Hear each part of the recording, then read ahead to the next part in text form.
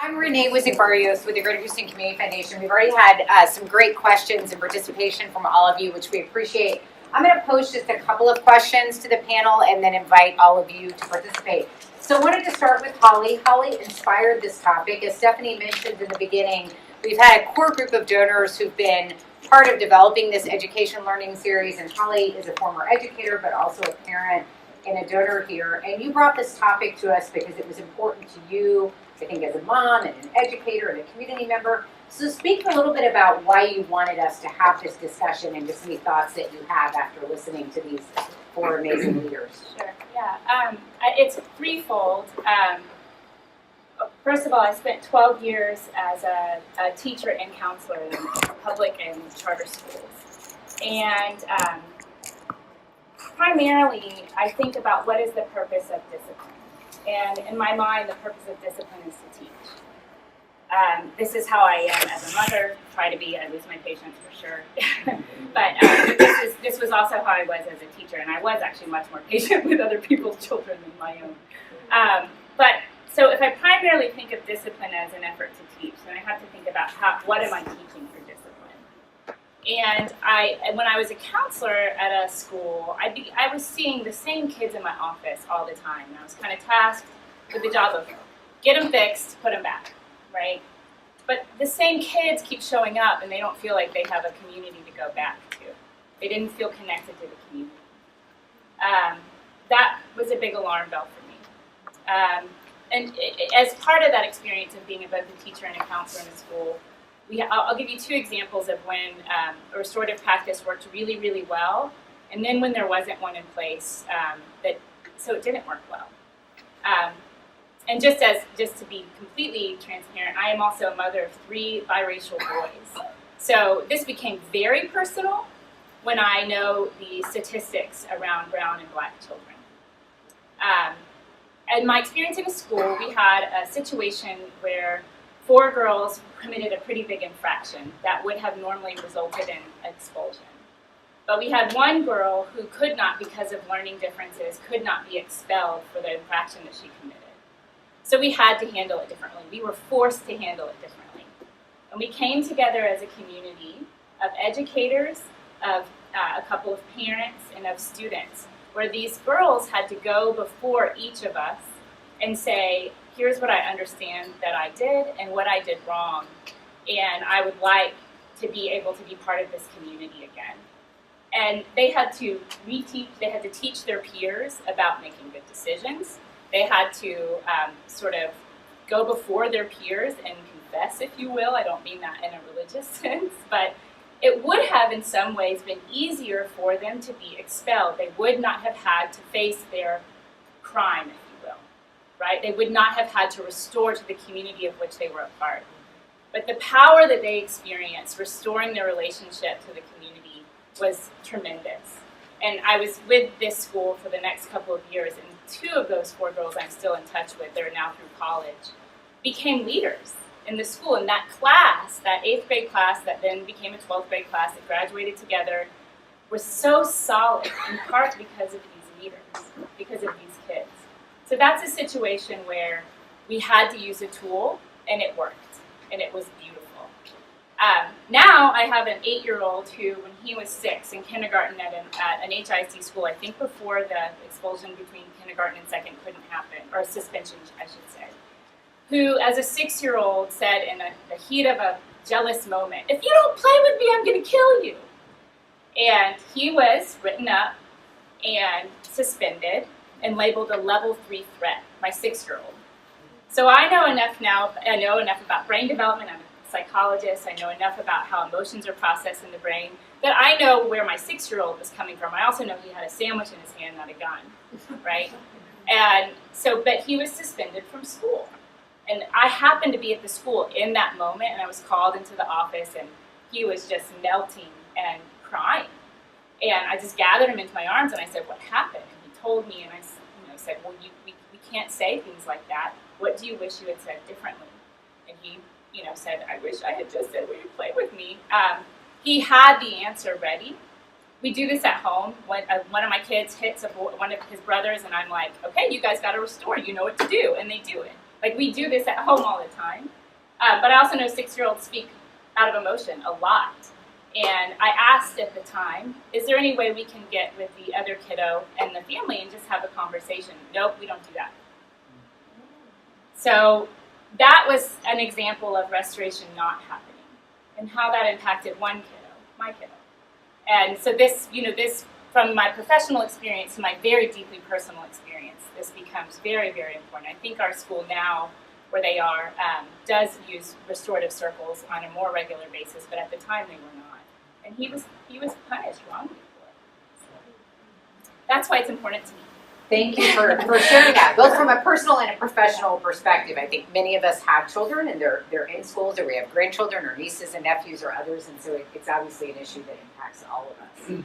So when we think about all the practices that you're all trying to do, whether it's bringing art as a restorative practice or training teachers or doing circles, what are the barriers to scaling this work and making this become the norm in terms of how we treat behavior, moving from a punitive model to a restorative model? Ellie, you said we have to have people who want to do it. Dr. Scott, you talked about how difficult it is to train teachers. I know for our donors in the philanthropic community, people want to know what they can do to help scale effective practices. So whoever would like to take that question, I think we'd all be interested in knowing how we scale this and if there are barriers to scaling it, what they are. You're all taking here. Who wants to take it? Yes. I'd say one, there are certainly really affordable ways to move the needle more quickly as well. We shut down our elementary version of an alternative school because 5-year-olds were getting sent there for taking a crayon from a teacher. And so we just replaced that with something called Total, which is based on brain science, and you can imagine kids spinning on bicycles and seats that move to help children that are hyperactive. And so any investment in those types of classrooms or learning environments, I think, can really help as an alternative. If you make a unilateral policy decision like ending an elementary AEP. And then I think partnerships with organizations, because the second half of your question was effective. How do you scale effective?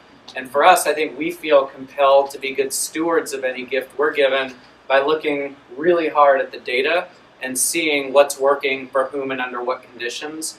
And so I think that's something, part of the reason we've partnered with these two organizations is because there's evidence and because it works. And if we were to scale something, we would want it to be a program that's working to meet our kids' needs. Excuse me.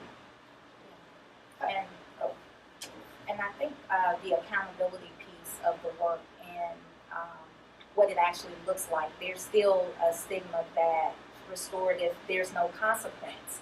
And there is a consequence, it's just not your traditional consequence. And so the pushback is always around, well, that's the thing where there's no consequence. And so teachers tend to not want to do it. But then when we create the awareness and then we provide the training and we're in the classrooms, you see more teachers with the buy-in of, okay, so this actually works. Because I explain to my teachers all the time, I say, so when you have to apologize to your significant other because you've done something wrong, how does that make you feel? Children are the same way. So then when they come back, there is an accountability piece. And so that piece right there, and so then they connect the dots. But the big piece is them like trying to get them to connect those dots is very difficult. And so we're still trying to build this plane as we fly it. There's many challenges every day where, teachers have been trained and you don't see the evidence in the classrooms. And then you have, from schools where teachers have been trained and there are phenomenal practices that are taking place. I would point out that there's two layers to implementation of this. One is a policy layer, and we have to comment on that policy layer because remember, all of these practices are codified in the Student Code of Conduct. So these are all written down, and we've got to unwind that. We've got to change those policies so that those practices are not the ones that are used, and instead these restorative practices are the ones that are used. So that's a component of implementation that I think people forget, it's hard, it's a heavy lift, we don't want to do that, but it's very, very important. And to what degree is that still a big impediment that the policies and the code of conducts, just that your two districts are not where maybe you would like them to be. Is that an impediment for your two districts or not? Absolutely, even with policy. So SEL, my department, we actually oversee all of the discipline in the district. And so the issue that we have now is that we still have schools living in that past. And so we fight the Chapter 37 every day.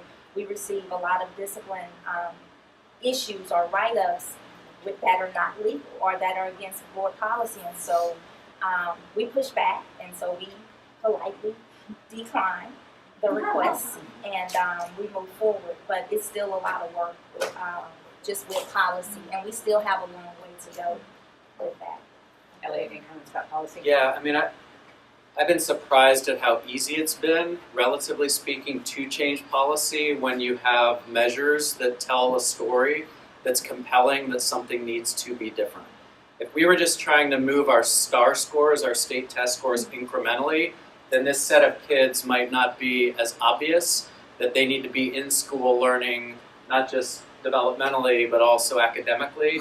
And for us, I think a policy consideration that I think y'all could put pressure in the city of Houston on is to stop only measuring STAR scores. Right. We use a set of survey. I was telling Holly, we only mandate a few things in our district as measurements, and one of them is a social and emotional learning survey that gives us data like the data I just presented, and schools are required to give it twice a year, and it's a child's perception of how they're feeling in school. And when teachers get that data back, it feels very personal because there aren't external factors that are necessarily contributing to your classroom culture. Your classroom culture is your classroom culture, and you've created that. So that's then called the question of, wow, my children don't feel safe in my class, or only 60% of them feel like they have a strong attachment-based relationship with their teacher. What do I do about it? And that's when interventions, if you will, start to become really powerful. And when we were building our measurement strategy, I literally called Charles and said, what is the most research-based thing that we should pay attention to if we are trying to build out a holistic measurement strategy? And he said school connectedness. And I trusted him, but I also verified, and I did a lot of research on my own, and the team did. And yeah, we want to measure the connections our children have both to each other as well as to their teachers as people and as learners. And to your point, Renee, now that we know that this set of kids don't feel connected and this set of kids do, it gives us an opportunity to think differently about who to partner with and what interventions, if you will, to use. Great. Arlen, any comments about scale? Yeah, I think a big part from our perspective is putting the right people in the classrooms and make sure that they're trained and really understand what impact and empowerment means and how to work with the school as a whole. A big part of what we do, and this is something that we learned really early, is that we're working with a lot of kids that are under so much trauma and stress that sometimes when they create a poem, you have to be ready for that poem. Right, and so we have to be very connected to the school as a whole. So we need to put these right people that are they're instruments of the school, and they're empowering not only the teacher that's in the classroom with them, but they're connected to the principals, the counselors, because we have to be ready for that poem. And I do want to share, there's this one thing that happened in my first year, and this is something that I knew was like, oh my gosh, we have to be ready for this. Like the school as a whole has to be ready for this. And this little girl wrote a poem about maps and about how roads in her life always come to dead ends, and she didn't understand why. And I started looking at this little girl as who she is as a student, and I always noticed that she always wears sweaters, and I talked to her afterwards, me and the teacher, and hey, why do you always wear sweaters? And she just bawled. I mean, like you're talking about just a waterfall of. She's been cutting herself since she was like 12, and her arms, and I mean it was bad, and her mom had no idea because she's a good student. She makes A's and B's, and so there's no problems with her. And I think one thing that we decided to do is we have to be ready when these poems come out, when these kids come out, because now what? And to piggyback off of what you're saying, so that comes out through circle time. Yes. And our teachers are not equipped to handle these stories or these realities of a lot of our students. And so now then it becomes another training piece of trauma-informed best practices. So we're now trying to train, in addition to the restorative discipline practices, we've embedded trauma-informed practices in some of the other things that teachers are now having to deal with. Thank you for that. Questions? And if you want to introduce yourself when you ask them so we get to know, go ahead, Hi, Don. I'm Don with the Rockwell Fund. Kind of piggybacking on what you were saying, Dr. Scott, but it's come up a lot. Like, I think like the whole policy area with respect to hiring practices is really undeveloped in this area. And I'm just curious what people's opinions are and how we take the next step in that. I mean, I love teachers and I think they're under a ton of stress, but I also think that the higher education track, the emergency certification track, and the hiring track, we lack any filters for people with the appropriate amount of social emotional skills to either gather those skills prior to entry or to verify that they're appropriate for the classroom on a social emotional level. I know when like there was a study done through the New Teacher Project at Fort Worth with a whole class of incoming new teachers. They gave them a boot camp in classroom management and social emotional learning, plus the basic skills of their subjects they were going to be teaching. And all of them were great in their subjects, but only 28% of the potential new hires were considered to have the social emotional aptitude to work with children. And I just think that there's a big limit to professional development around this. I don't know if it's like we need a certification system, or we need to really twist the arm of higher ed and emergency cert rules, but just curious what your thoughts are on that, how we get around that. Great question. Who wants to address it? So that does need to happen, and we are having those conversations. We actually have an in-house ACP program in which we started the collaboration. We're just not there yet. It's a lot of other things. I guess I'm being told. But the University of Houston? No, this is the actual. So there's two pieces. So we offer, if you hold a degree in any area, then we offer a program, which is an alternative to the university program. And so in-house, we have not embedded those practices yet, but that's a place I feel like we can start. We've started having the conversations. We're not there yet. I did want to echo a comment Dr. Scott made earlier about job embedded, and I think, so I agree that it's underdeveloped, and I would love to think through how we might partner to think about sort of on the front end before teachers even enter the profession. Because it's not just training, it's also unwinding mindsets about how to do this work. And that sort of neuroplastic, people have to think differently about what's even possible in an environment. And then once they're hired, what we're finding is that I think at times we've overvalued professional development, where folks come to a room like this, hear some compelling stats, practice a skill once, and then go back and hope that it happens. And it doesn't work, and we're finding that it takes consistent week-to-week coaching and feedback in the classrooms with an adult. And I think there are actually affordable ways to do that. It sounds like I'm asking for a lot of personnel. We found creative ways to just think a little bit differently about existing personnel and maybe stipend them a little bit more to take on more of an SEL coach role, where they're coaching teachers, but specifically through the lens of building their SEL capacity and their capacity to build kinship in their rooms.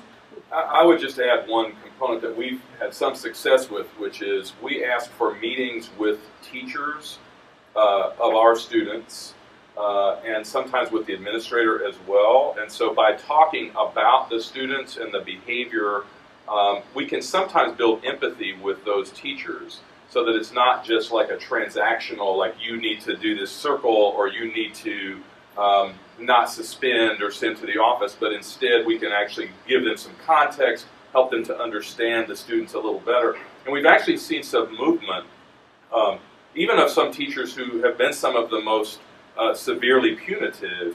Some of those really can begin to move if they see the kids differently, if you engage them. And I think that's a component of what you're talking about.